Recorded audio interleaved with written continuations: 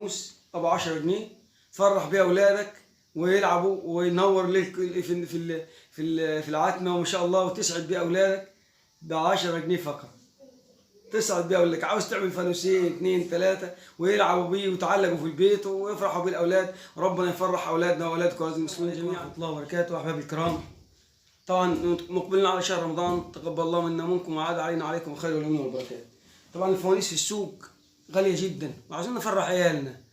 طبعا الفانوس اقل حاجه 50 جنيه في السوق، فاحنا نوكل عيالنا ولا نجيب فوانيس ولا ونفرح. عاوزين نفرح العيال بفانوس في رمضان. في ناس كده عاوز تفرح اولادها، فبدل ما تكلف نفسها وتجيب فانوس ب 50 جنيه، انا شفت لكم حل عملي.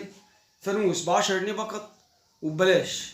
هتجيب جايزتين زي دول بتاع التومين اللي هي فيها الفلوره دي اللي مدوره دي الحلوه دي اللي فوق، وجزيره كلور. هنقطع الجزئين اللي فوق دول، احنا عايزين بس نستخدم اللي هي الجبه الصغيره دي اللي فوق اللي في كلور، والنص ده اللي هي كده اهي، عايزين نقطع دي بس. هناخد دي من جايزه دي، هنقطع اللي فوقيه دي هتحرفنا كده عشان ما تبصش، وهنقطع برضو جايزه الكلور الحته اللي هي من فوق دي كده، نقطعها نصين. هناخد الجزء الفوقاني والجزء التحتاني هنقطعهم نصين كده اهي، النص الفوقاني الابيض ده اللي من فوق والتاني ده. طبعا هنشتغل عليها. هنجيب صباع من دي من المكتبه ب 4 جنيه او ب 3 جنيه، صباع شمع ماشي، وعلى النار تبقى قدام اي نار يعني. وهعمل قدامكم عملي عشان الاخوان اللي حبنا طبعا في الارياف يعملوا سهل جدا. هتلزق اهو بالظبط زي كده يعني. لبسنا دي بس نلحمه وهنفرجك عليه ان شاء الله. اول حاجه قدامنا النار كده بعد ما تصلي على رسول الله صلى الله عليه وسلم وتذكر الله وانت قاعد، عشان ربنا سبحانه وتعالى يبارك في اولادكم ويبارك في ذرياتكم ويتقبل الله منا ومنكم ويعود علينا وعليكم الايام بالخير واليمن والبركات. طبعا انت شات شمعه كده حوالين داير هتلزق بيها البلاستيكيه دي، وهيبقى احلى فانوس ان شاء الله. ماشي يا اخوانا، اهي سهله جدا.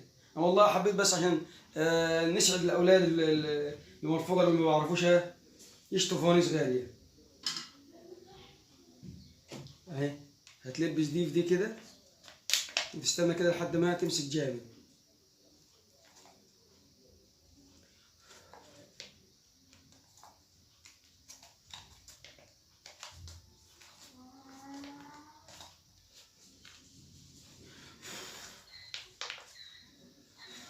تمام ماشي. وهنجيب بتاع اللي هي السفنج اللي هو محطوط مع الآلات الكهربائية. هناخد حتة زي كده صغيرة، وهنشتري بتاع قد دي كده فلورة زي دي كده بتنور ب5 جنيه من المكتبة. هنحور لها مكان كده في السفنجة، هي زي ما هي كده اهي. ممكن مع لزقة السفنجة ننور وتطفي بعديها اهي. شوف اهو كده نورت كده، ممكن نطفيها. طبعا هندخلها جوا السفنجة ولا جوا الفانوس. هنورها الاول اهي ماشي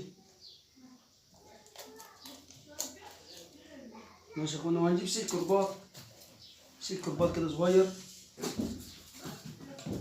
اللي هو بتاع سلك الرباط بتاع المسلح زي كده، سلك صغير زي كده. هنسخن على النار ونخرم بيها اليد كده اهو. نعمل بوي المقص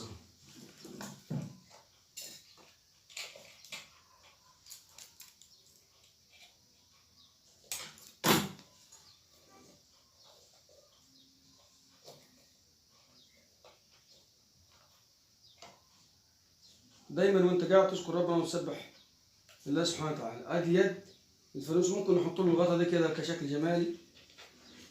طبعا فيها اولاد بيحبوا يزينوه. ادي فانوس ابو 10 جنيه تفرح بيه اولادك ويلعبوا وينور لك في العتمه وما شاء الله، وتسعد بيه اولادك ب 10 جنيه فقط. تسعد بيه اولادك، عاوز تعمل فانوسين 2 3 ويلعبوا بيه ويتعلقوا في البيت ويفرحوا بيه الاولاد. ربنا يفرح اولادنا واولادكم المسلمين جميعا.